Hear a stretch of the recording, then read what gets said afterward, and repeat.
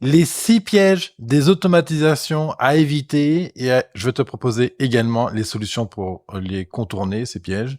Les automatisations, avec ou sans IA, c'est extraordinaire. On peut avoir des gains de temps extraordinaires. On peut vraiment économiser beaucoup d'argent, se libérer de beaucoup de charges mentales et de corvées. Vraiment, c'est réel, c'est concret, c'est pragmatique. Et en même temps, ça peut être aussi un gouffre en temps et en ressources financières si nous ne cadrons pas le travail autour des automatisations. Et dans cet épisode, justement, je vais cadrer ces 6 erreurs principales dans lesquelles je suis moi-même personnellement tombé et à chaque fois des points de départ de raisonnement pour limiter les problèmes, voire même carrément endiguer le piège. Donc le premier piège, c'est tout simplement le piège du perfectionnisme, celui de vouloir faire des automatisations parfaites, complètes, qui gèrent 100% des cas de figure, etc. Sauf que le problème, c'est que ce genre de solution va entraîner beaucoup de recherche et développement. Le process a peu de chances de réussir à être 100% autonome sans maintenance. Et puis tout simplement, des fois, on a des bugs d'application qui sont compliqués à comprendre, voire parfois même jamais débuggables. Et donc, on empile les risques d'erreur, les interactions non souhaitées, et au final, on passe des heures et des heures à construire une automatisation sans qu'elle ne fonctionne vraiment. Donc, c'est-à-dire que, en gros, on a le processus théorique dans la tête, comment nous on le fait, etc. Et puis, il y a réussir à automatiser.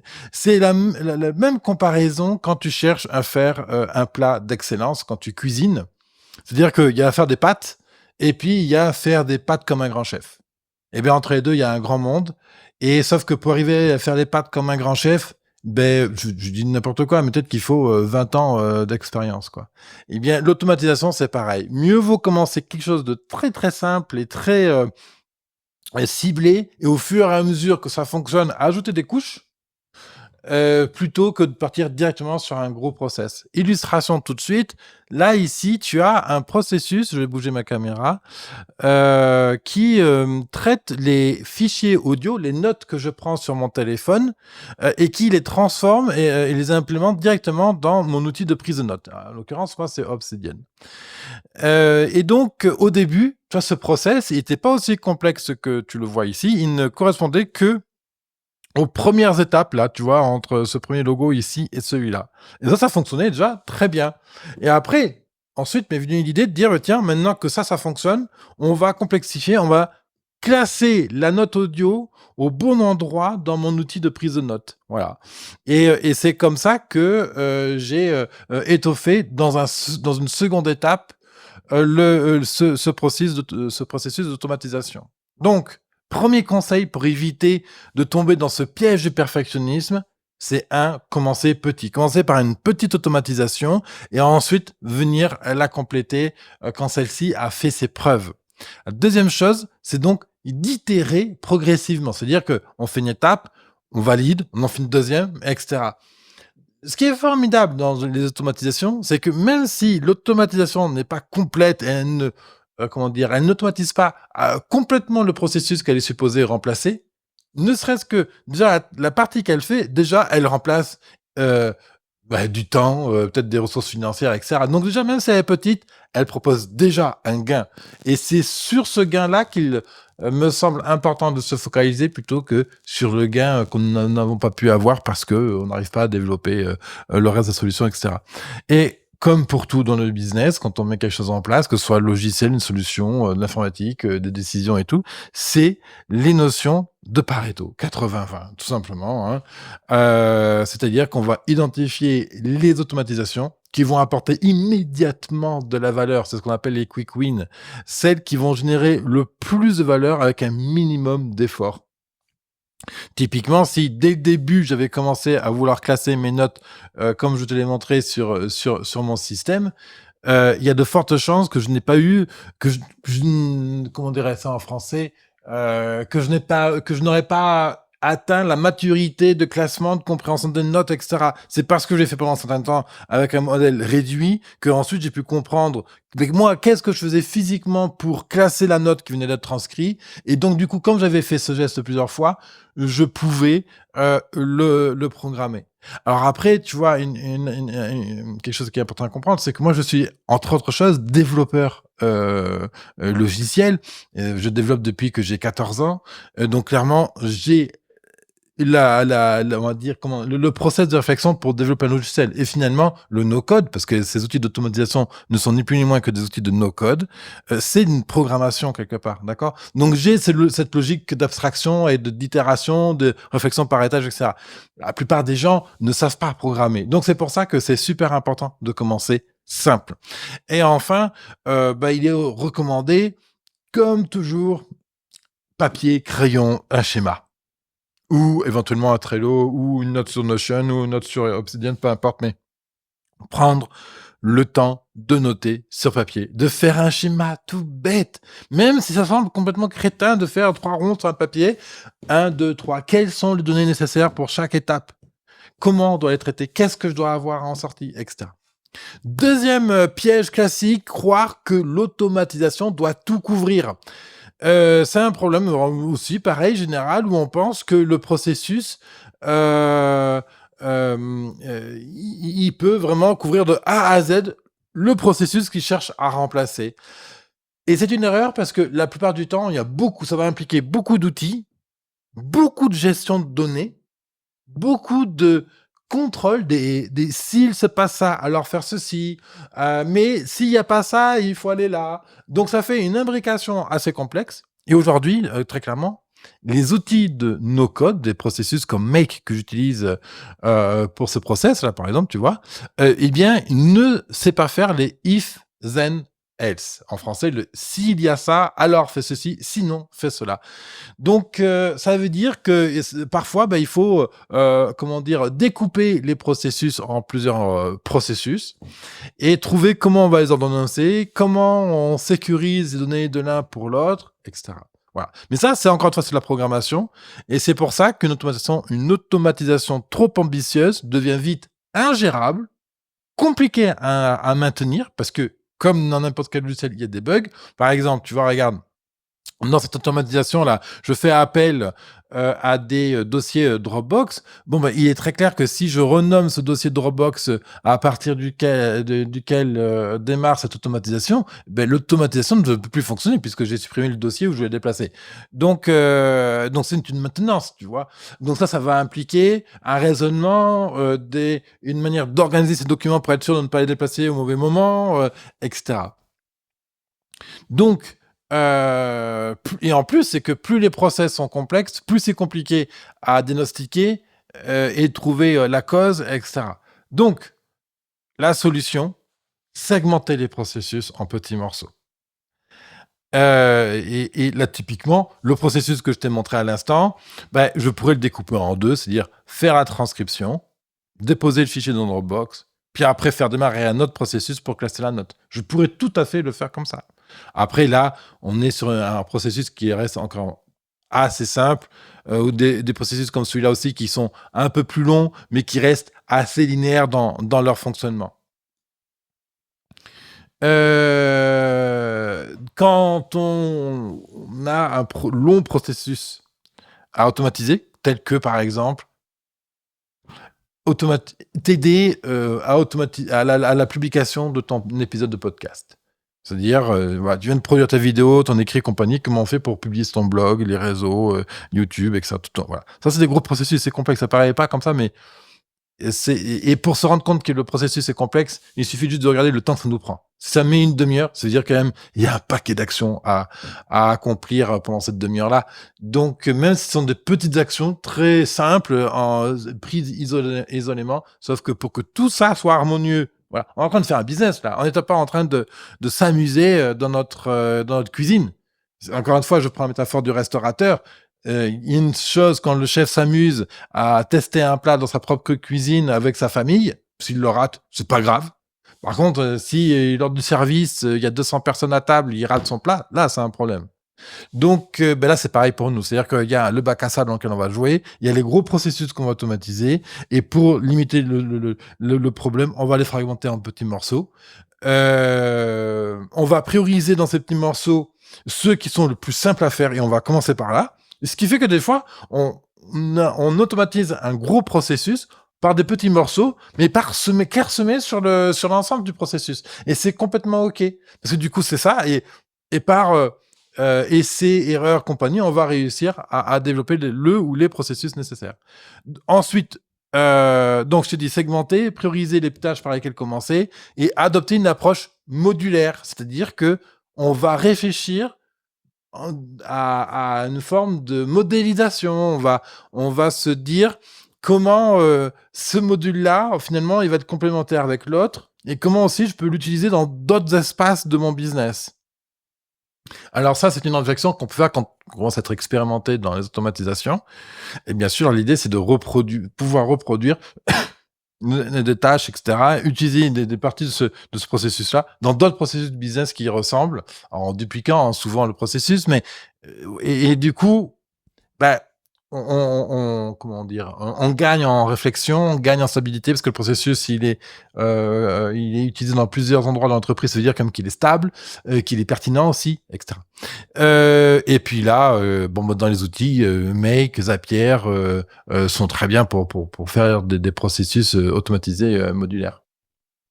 Troisième piège classique des automatisations intelligentes, c'est de ne pas organiser son environnement informatique. Alors déjà, à la base, c'est rare de rencontrer, des entrepreneurs avec des systèmes de fichiers de dossiers organisés, des emails organisés, et cetera. Pourquoi? Tout simplement parce que ça prend du temps et que dans l'immense majorité des cas, nous n'avons pas réfléchi à comment on organise les documents.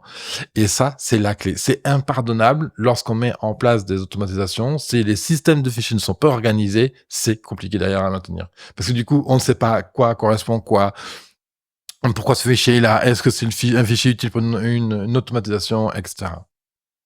Donc ça veut dire qu'on doit organiser les fichiers et les dossiers, les comptes, les mots de passe. Combien de fois je vois des entrepreneurs perdre du temps parce qu'ils ont perdu leur mot de passe? Et oh, on est en 2025, vous utilisez un mot de passe, un gestionnaire de mot de passe. Aujourd'hui, vous avez Dashlane, vous avez LastPass, je crois, vous avez celui qui sont intégrés dans le navigateur Safari ou Chrome. Qu'importe, vous vous débrouillez comme vous voulez, mais vous mettez en place un gestionnaire de mot de passe, ça coûte 30 balles, 40 balles à l'année, vous m'en mettez un, point, c'est tout. Je veux dire, à un moment donné, il faut des outils et on bosse avec, quoi. Si, pas de gestion de mot de passe, ça veut dire que vous perdez énormément de temps à chercher vos mots de passe, quoi. Donc, qu'est-ce que je peux te dire de plus là-dessus? Donc, on classe les fichiers, on centralise les accès. Qu'est-ce que j'ai noté? Les workflows, donc on va les organiser avec une nomenclature de nommage, parce que les workflows, bon, quand il y en a un ou deux, c'est facile. Mais quand tu te retrouves avec moi avec 10, 15, 20, 30, 50 workflows à gérer, et ça, c'est que pour Business Sample. Après, il y a tous ceux des entrepreneurs accompagnés. Bon, j'ai intérêt à avoir une manière de les nommer pour savoir à quoi ils correspondent tout de suite. Et qu'est-ce qu'il a besoin à manger pour démarrer et qu'est-ce qu'il me produit en sortie quand il a fini son travail. Et toi, typiquement, je vais te montrer concrètement à quoi ça ressemble. Là, tu vois mon écran ici. Je vais essayer de te faire un zoom. Bon, ça marche pas, mais là, tu peux le voir. C'est la nomenclature de nommage. Tu vois, j'ai 02, je transmets. Ça, c'est la famille de process auquel il appartient. Dropbox, c'est le point de départ d'exécution du processus. Recup, c'est l'application mobile qui crée le fichier qui va l'enregistrer dans Dropbox. Et ensuite, qu'est-ce que ça fait? Voilà. Et après, je mets une date de création du processus et je mets sa version. Parce que si je dois un jour faire une version numéro 2, ce processus-là, je vais le conserver, je vais le dupliquer et je vais faire la V2. Comme ça, j'ai toujours la trace de l'ancien, je peux regarder, je peux documenter aussi les évolutions, des choses comme ça. Voilà. Quatrième erreur classique, c'est de sous-estimer la maintenance nécessaire aux automatisations. Comme je te disais tout à l'heure, les automatisations reposent sur différentes applications, du Dropbox, du OneDrive, du Google Sheet, du OpenAI, etc., etc., etc. Bon, il y a déjà, si tu changes un mot de passe dans une application, ben, ça veut dire que les outils connectés dans tes automatisations, bah, doivent mettre à jour leur mot de passe. Donc déjà, bah, il faut mettre à jour le mot de passe. Ou alors, tout simplement, tu as des autorisations qui viennent à expirer. Par exemple, tu vas avoir un accès à YouTube ou à Gmail et tous les 6 mois, il faut le renouveler. Qu'est-ce qu'on a encore comme bah, si typiquement, si ton automatisation démarre depuis un dossier spécifique dans Dropbox, si tu déplaces ce dossier, bon ben on n'y a plus accès. Puis des fois, on change de comment on dit ça, on rétrograde l'offre du service qu'on utilise ou on l'upgrade et du coup la manière de travailler avec va changer également. Donc ça, il y a plein d'aspects qui font que ça va nécessiter des petites modifications à chaque fois sur les processus. Donc on planifie un contrôle régulier de ces automatisations. Moi, typiquement, j'aime bien les vérifier une fois par semaine à une fois par mois. Donc, il y en a que je dois vérifier régulièrement. Donc, c'est-à-dire que je vérifie les journaux d'exécution. Je vais regarder si toutes les données en input ont bien été transformées. Est-ce que le résultat attendu est bien correct, etc. Après, évidemment, quand un processus il tourne au poil du poil, bon, eh bien, on peut relâcher un tout petit peu la surveillance. Quand on est sur des processus très sensibles, comme celui de comment je scanne mes factures et tickets de caisse automatiquement pour en faire la compta, bon là c'est sensible, il y a un lot d'erreurs potentielles, donc je surveille d'un peu plus près ce processus. Voilà. Euh, Bien sûr, l'idée, c'est de centraliser les automatisations, d'avoir un certain nombre d'outils restreints qui vont gérer les automatisations, tels que Make, Zapier, voilà, ne pas diversifier trop les outils. Un outil de notes qui documente aussi ces automatisations. Et déjà, si tu fais ça, si tu les documentes, bon, bah, qu'est-ce qu'elle fait, quelles sont les exigences d'entrée, quels sont les résultats attendus, quels sont finalement les réflexes à avoir autour de cette automatisation. Bon, ben, on fait un bon travail. Cinquième, multiplier les outils. Alors ça, c'est un problème, même pour moi, parce que quand on fait des automatisations, on est tout le temps en train de découvrir et d'apprendre des nouveaux outils. Donc, bah, je suis pas Crésus, je peux pas m'abonner à tous les outils. Et donc, c'est-à-dire qu'il est important d'être très astucieux pour comment on peut contourner des tâches, réussir à y aller, etc. Je te fais cet exemple ici. Hop, je te montre. Là, c'est un processus justement qui analyse mes tickets de caisse pour les ajouter dans un tableau. Et typiquement, j'avais un problème avec ce processus-là. C'était pour analyser les documents PDF. Et c'est celui-là, justement, parce que à la base, les documents PDF ne peuvent pas passer dans l'outil Google Cloud Vision. C'est un peu stupide, mais c'est comme ça. Et donc, du coup, je voulais pas me taper un outil à 30 balles par mois pour pouvoir lire le PDF. Et donc, j'ai dû ruser pour utiliser des outils pour pouvoir analyser mon document PDF. Voilà.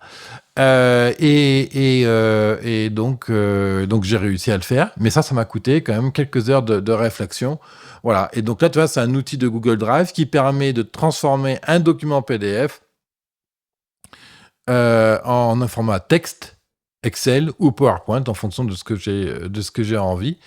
Et c'est comme ça que je peux réussir à analyser mon fichier. Voilà. Et donc, j'ai trouvé effectivement plein d'outils qui pouvaient convertir mon document PDF en texte, mais à chaque fois, c'était des budgets. Et bon, j'ai dit non, on va se débrouiller autrement. On va être astucieux dans la recherche. Alors évidemment, si tu sais que tu as 1000 balles par mois à mettre dans tes automatisations, c'est super, c'est un super budget. Donc effectivement, là, on peut se permettre de gagner un peu de temps, de chercher des outils qui tournent en quart de poil. Après, je suis développeur d'applications, donc c'est vrai que c'est mon métier, c'est de rechercher comment on peut faire pour contourner des solutions payantes jusqu'à temps de trouver un point. Et c'est ce qui va faire aussi l'ingéniosité de ces systèmes-là, c'est qu'ils sont très peu coûteux parce que justement il y a la recherche et développement, donc cette compétence, cette connaissance des outils économiques. Donc voilà, comment on évite de multiplier les outils en faisant de la recherche, en allant discuter sur les centres de ressources, les communautés, etc. En ligne. Et il y a aussi une notion d'ingénierie dans l'histoire, c'est que imaginons que j'ai une idée, je voudrais passer du point A au point B et pour passer du point A au point B, je pense qu'il faut absolument faire comme ça. Ben, finalement, comment je peux me débrouiller pour ne pas avoir besoin de faire de A à B? Comment je peux directement aller au point C, par exemple, tu vois? Comment je peux vraiment contourner, squeezer, retourner la situation, pour me débrouiller autrement? Voilà. J'ai eu la situation récemment, justement, chez l'entreprise que j'accompagnais. Il est sur Android et j'ai l'habitude d'utiliser une application pour enregistrer des fichiers audio, de la prise de notes. Et sur Android, et les applications que j'utilisais avant qui déposaient directement le fichier dans Dropbox n'existent plus.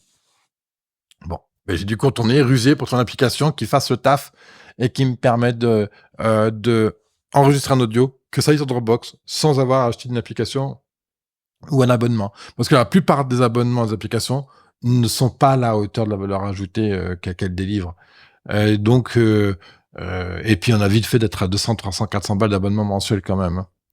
6e erreur classique, ne pas impliquer les équipes. Alors, en plus, et les automatisations intelligentes, ça fait peur parce que c'est la robotisation, c'est la suppression de l'emploi, c'est la mise au chômage des personnes de l'entreprise, etc. Ce qui est réel. Je veux dire, à un moment donné, il est important d'être, comment dire, pragmatique et honnête avec ce sujet-là. Je veux dire, moi, ma promesse, c'est qu'on peut réduire 10 heures de travail par personne et par semaine. Et donc, et ça, c'est que le point de départ, ça. D'accord? À terme, je pense qu'on peut limiter on peut aller jusqu'à 40-50% de suppression du temps de travail d'un employé classique. Et même un avocat, un comptable, quoi. Je veux dire, les comptables sont quand même assez à la pointe au niveau des automatisations comme ça. De l'IA, ça fait longtemps qu'ils savent lire les factures automatiquement et tout. Mais et plus le métier est cher, plus ça va être là, en fait. Donc, ce que je dis toujours, l'intelligence artificielle, les automatisations sont là pour amplifier une expertise. On peut pas encore aujourd'hui, alors peut-être que ça arrivera un jour, j'imagine, mais pour l'instant c'est pas le cas au moment où j'enregistre. On ne peut pas remplacer une expertise par l'IA, c'est pas vrai. Tu vois, on parle souvent du SEO. Moi, les résultats de ce que peut donner les différentes IA sur SEO, c'est pas du tout concluant, quoi. Même pas du tout. C'est beau, ça semble bien, mais quand tu creuses un peu, c'est à côté de la plaque. C'est pas complètement à côté de la plaque, mais c'est quand même à côté de la plaque. Donc là, je pars du principe que par défaut, un ou une employée, un collaborateur, une collaboratrice n'a pas envie de faire des tâches qui sont des corvées répétitives, qui ne lui apportent pas de satisfaction ni de bonheur personnel. Donc ces tâches-là, automatisez-les, quoi. Automatisez-les.